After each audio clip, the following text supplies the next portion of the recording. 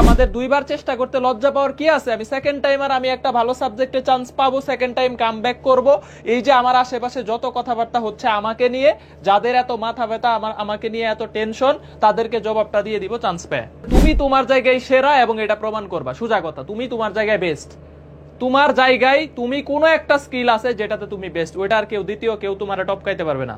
Second time তো তুমি মাত্র দুইবার করতেছো, মানে ফার্স্ট টাইম হয়তো কোথাও হইছে মোটামুটি, বা কোথাওই হয় নাই, ধাক্কা খাইছো, সেকেন্ড টাইম ট্রাই করতেছো। এটা অনেকেই আমি দেখি যে তোমার পরিচয় হাইড রাখো, তোমার আইডি হাইড রাখো, যাতে তোমার ফ্রেন্ড সার্কেলরা চিনা ফেলবে যে তুমি সেকেন্ড টাইমার হয়ে গেছো। তোমার ফ্যামিলি মেম্বাররা সবকিছু থেকে নিজেকে লুকায় রাখো, ঠিক আছে? তার মানে তুমি দ্বিতীয়বার চেষ্টা করতেছো, এতেই তুমি লজ্জায় শেষ হয়ে যাইতেছো।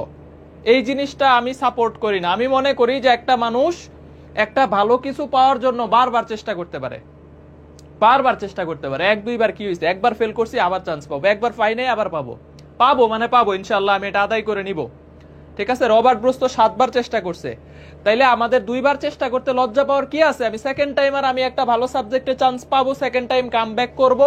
এই যে আমার আশেপাশে যত কথাবার্তা হচ্ছে আমাকে নিয়ে, যাদের এত মাথা ব্যথা, আমাকে নিয়ে এত টেনশন, তাদেরকে জবাবটা দিয়ে দিব চান্স পেয়ে। মাত্র 6 মাসের একটা সময়, হ্যাঁ, জাস্ট 6 মাস, জাস্ট একটু ধৈর্য ধরো, দেখো যে একটা সুপার রেজাল্ট তুমি ইনশাআল্লাহ করতে পারবা। লজ্জা পাওয়ার কিচ্ছু নাই। সেকেন্ড টাইম তুমি যত হীনমন্যতায় ভুগবা, যত নিজেকে ছোট মনে করবা, যত লজ্জা পাবা, তত আসলে হচ্ছে তুমি পিছায় যাবা। লজ্জা পাওয়ার কি আছে ভাই? আমি একটা পরীক্ষা দিতেই পারি।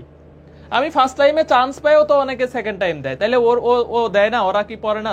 ফার্স্ট টাইমে চান্স পায় অনেকে ভালো ভালো জায়গায় সেকেন্ড টাইম দেয়। এটা নিয়ে দয়া করে আমি আজকের পরে থেকে বলতেছি, কাইন্ডলি হীনমন্যতায় ভুগবা না, নিজেকে ছোট মনে করবে না।